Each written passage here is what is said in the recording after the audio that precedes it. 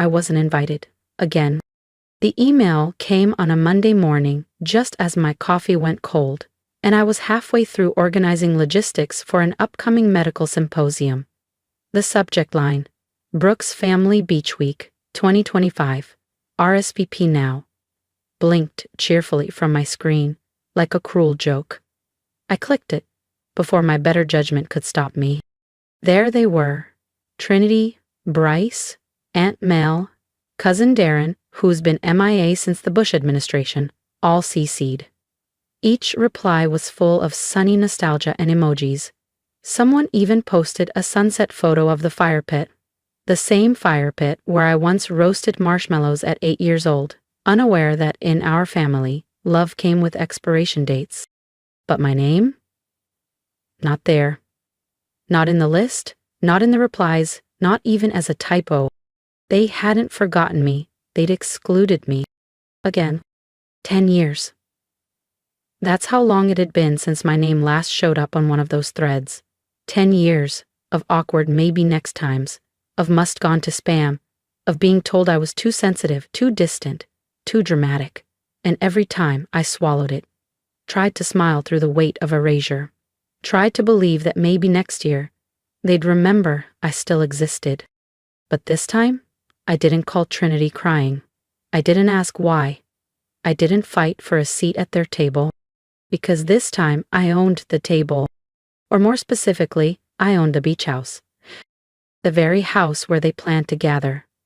The same one where my mother toasted her 30th anniversary while forgetting to tell me. The one where Trinity posed for her maternity shoot. The place they all treated like a shrine to family unity, while simultaneously editing me out of the photo albums. They had no idea it was up for sale, quietly listed, no family text thread, no group vote. Just another real estate transaction, offloaded like an old piece of furniture when the market dipped. I stared at the listing, the wraparound porch, the shell-colored siding, the balcony where Dad used to read Steinbeck out loud. My cursor hovered over contact agent, then clicked. What happened next unfolded like a slow, precise symphony, the kind of music you only hear after surviving silence. A week later, I stood in front of the storage unit I hadn't opened in years. Unit 43B smelled like old books and cedar dust. I found the trunk, my grandmother's, and inside it, her seashell-covered journal and a letter addressed to me. Open only when you stop looking for permission. Her handwriting was slanted and shaky, but the message was clear. Beneath the note was a trust document. Legal. Real. Empowering.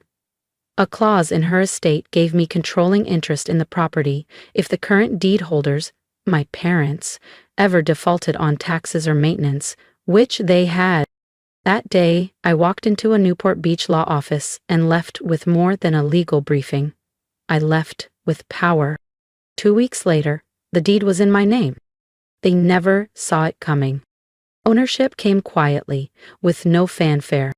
No fireworks, no keys handed over with a congratulatory bow, just a notification in my inbox and a line on a property record that now bore my name. But sometimes, silence is louder than celebration. And for me, it carried the weight of generations. The irony didn't escape me. The house that had hosted a decade of family memories, each one carefully crafted to exclude me, was now legally mine. I didn't gloat, I didn't post about it. I didn't even tell Savannah, my only real ally in that entire bloodline, until the paperwork was final. Instead, I booked myself the master suite, under the name Miss C. Brooks. 3 nights, ocean view, champagne on ice, firm pillows, privacy preferred. A week later, their cars began rolling into the driveway. Trinity's spotless white Audi, Nelson's obnoxious black SUV, tinted windows and ego. My mother's aging sedan, still proudly bearing the world's best grandma sticker she never earned with me. I waited just long enough for them to check in. I could see it play out from the cafe across the street. Trinity gesturing wildly at the front desk, Nelson lounging at the counter like he owned the property. My mother standing behind them, composed but cold. Then I walked in. The lobby's tile floor clicked beneath my heels as I approached the desk. The receptionist looked up, and recognition flickered. "Ah, Miss Gellhorn," she said with a knowing smile, "just explaining the guest list situation." I didn't glance at my family. I didn't need to. "There's no need to escalate," I said. "Let's clarify things." Trinity turned, face flushed. "What the hell is this?" Nelson scoffed. "Is this a joke? You think this is funny?" "I think it's overdue." Handed over my ID. "The deed transferred 3 weeks ago. The property is mine." The silence that followed was the kind that doesn't wait for someone to speak. It just settles like a storm cloud. My mother's voice cracked. You bought it? Without telling us?" "No, Mom," I said gently. "I didn't need your permission." Trinity was livid. "You knew we were planning the reunion. This was meant to be our space." "And I was meant to be your daughter," I replied. "Your sister. But you left me off every email, every invite, every photo, so I found my own way in." Nelson stepped forward. "You think you can just kick us out?" "No," I said, calm and unmoved. "I think I can reclaim something. That's different." Then I turned to the receptionist. "Please escort anyone not listed under my guest registry. Kindly, of course. Their family." Security came, nothing dramatic, just procedure. Trinity muttered something about lawyers. I reminded her to check the clause about unpaid property taxes and maintenance failures in Grandma's trust. My mother's voice trembled again. "Do you hate us that much?" I looked at her, finally meeting her eyes. "I don't hate you. I just stopped hoping you'd change." Then I turned and walked away. The fallout didn't take long. 3 days after I checked into the master suite, the knock came, not at the door, but on the beach-facing window. A man with a microphone, camera crew behind him, standing in the halo of a news van's headlights. It was the kind of knock that announces not just intrusion, but accusation. "Miss Gellhorn," he said, as soon as I cracked the door, "can you confirm whether you coerced your elderly father into signing over the family home? Sources say he was not of sound mind." The red light on the camera blinked like a threat. I didn't reply. I closed the door in his face and walked away. My phone lit up seconds later. Emails, texts, screenshots. One was from a former neighbor. "Is this true?" Another from a cousin I hadn't spoken to since Grandma's funeral. "You okay?" Then the worst of it. A temporary injunction notice. I was being accused of elder manipulation. Occupancy was being challenged. And Trinity, she was behind it. Savannah forwarded me the post. Trinity, in her whitewashed Instagram tone, had written, "A woman who turns on her own family was never raised with love to begin with. I pray for her soul." Below that, an avalanche of emojis, pity-laced comments, and "so sorry for your family" replies from strangers who didn't even know I existed 2 weeks ago.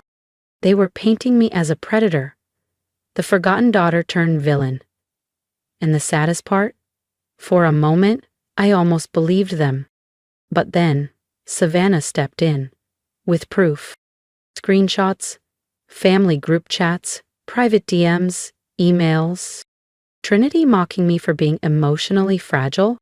My mother writing, "She's too busy being important to care about family. Don't feel bad excluding her. She's used to being alone." The silence that followed wasn't empty.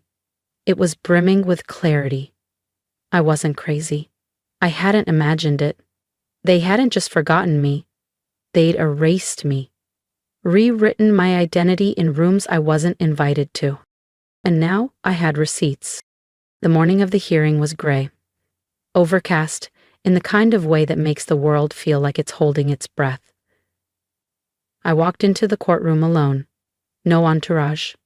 No designer suit. Just me, wearing Grandma's favorite navy dress and clutching a folder filled with everything they never thought I'd find. Trinity sat 2 rows ahead, back rigid in a pristine white pantsuit. My mother was next to her, lips pursed like always. Nelson didn't show. The case was called Gellhorn v. Brooks. Petition for injunction against the sale of family real estate. Trinity's lawyer stood slick, young, too rehearsed. Your Honor, he began, we contend that Miss Gellhorn manipulated her father into transferring the deed while he was no longer mentally competent. The judge looked at me. Miss Gellhorn? I stood, voice steady. With the court's permission, I'd like to submit audio and video evidence of consent, along with documentation showing years of targeted exclusion. He nodded. The bailiff dimmed the lights. And then, my father's voice filled the courtroom. Clear, unmistakable, calm. I want Kalia to have this place, he said on the video, seated beside me on the porch 2 summers ago. She's the only one who came back for me after the fall. The only one who ever asked how I was doing, not what I could give. A murmur rippled across the courtroom. Even my mother flinched. Then came the audio Trinity's voice from a group call Savannah had recorded 6 months earlier. Let her rot in her condo. She was never part of this family. Not really.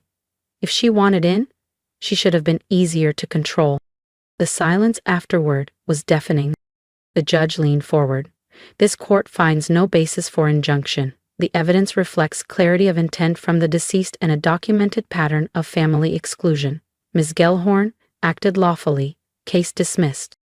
He paused, then added, this court is not here to validate cruelty disguised as tradition. I walked out without looking back. Outside, the press hovered again, but I only said one thing. Sometimes, the only way to break a cycle is to walk away holding your truth. The court ruling didn't feel like a victory. Not right away. It felt like stillness, like something had been unclenched inside me after being held too tightly for far too long. The weight of proving I belonged, of asking to be seen, had finally been set down. But that was only the beginning. The real reckoning came later, when I drove back to the beach house. The ocean wind greeted me like it had been waiting. It carried the scent of salt and something softer, maybe quiet, the kind of breeze that doesn't demand attention, just reminds you to breathe. I stepped onto the gravel driveway, slowly, keys in hand. No longer a visitor, no longer an outsider. The house was quiet, sun-washed, and still. It sighed. It looked like they'd left in a rush. A half-empty water glass sat on the counter. A towel draped over the railing. Picture frames lined the hallway walls. Snapshots of children laughing, toasts raised, summer meals under golden skies. I paused in front of one. Trinity's kids, gathered around the fire pit. The same fire pit where I once sat with sticky marshmallow fingers and believed I was part of something permanent. I didn't take the photo down. I walked past it. Upstairs, in the master bedroom, I stood at the window and looked out over the ocean. My name was on the deed now, but it wasn't about that anymore. It was about the space they'd claimed as theirs, without ever asking if it hurt me to be left out. The house was never the prize. Just the simple. In the corner room, once my grandmother's office, I opened a drawer I hadn't dared to touch before. Inside, tangled and dust-covered, was the old wind chime we'd made together when I was 8. Seashells on frayed string, initials painted in shaky brush strokes. My C had faded completely. I didn't try to repaint it. I just took the whole thing downstairs, laid it on the kitchen table, and began to repair it, thread by thread. No glue, no shortcuts. Just care. The wind through the screen door carried a rhythm, and I let it guide my hands. When it was done, I hung the chime outside the porch, where it belonged. It swayed gently, as if remembering its purpose. That afternoon, Savannah showed up with a bottle of wine and a grocery bag. You didn't think I'd let you settle in without Pinot and paper towels, did you? She grinned. We cleaned in silence for a while. 2 women who had grown up in the same family but read different scripts. She folded the blanket Iris used to reserve for special guests. I wiped down the counter where Trinity once staged her cheese boards and critiques. When we finally sat on the porch, glasses in hand, the ocean had turned to gold. You didn't just win, Kalia, Savannah said softly. You ended it. You unhooked yourself. An answer. I watched two pelicans skim low over the waves, wings stretched wide and unbothered. An hour later, a knock came at the gate. I tensed. But it wasn't them. It was Mrs. Donnelly from 2 houses down. She held a tin of lemon bars. I just wanted to say, "Welcome home," she said. "Your father used to talk about you, you know, more than the others. Said you were the smart one." I blinked. "He did?" She nodded. "Told me once? That girl thinks in tides. I never forgot that." When she left, I set the lemon bars beside the repaired wind chime. That night, as I moved through the house, room by room turning off the lights, I didn't feel like I was in someone else's home anymore. I wasn't waiting for an apology, or an invitation, or for someone to hand me space I'd already earned. I didn't burn the bridge. I just stopped begging to cross it. As I closed the front door, the wind picked up across the porch. The seashells swayed, catching the breeze, and for the first time in years, they sang. Thank you for listening, for feeling, and maybe even for remembering someone in your life who's been left out, misunderstood, or rewritten by the people who should have protected them most. I didn't share this to stir pity or to prove anything to those who never saw me clearly. I shared it because silence taught me that truth unspoken becomes someone else's weapon. And reclaiming that truth? That's a war worth waging. Not for revenge, but for restoration. If you saw yourself in my story, even in small, painful echoes, I want to hear from you. Leave a comment below. Tell me where you've had to stand alone, where you chose peace over permission. Let's not keep those stories buried anymore. And if something in you wants to say, "Kalia, you were right to take back your place," then say it. I'll read every single word. Here is my advice. For you and for me. You don't need to burn bridges. Just stop building them for people who never planned to cross.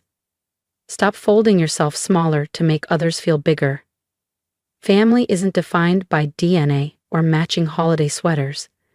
It's defined by who claps when you rise, who stays when it's quiet, and who remembers your name without needing to be reminded. You are not too sensitive. You are not too much. You are not hard to love. You are whole. You are allowed to reclaim your voice, your space, and your story without apology. So go on, say what they tried to erase. Be the first to speak, or the last to leave. But always, always be the one who stayed true to herself. With strength. Kalia.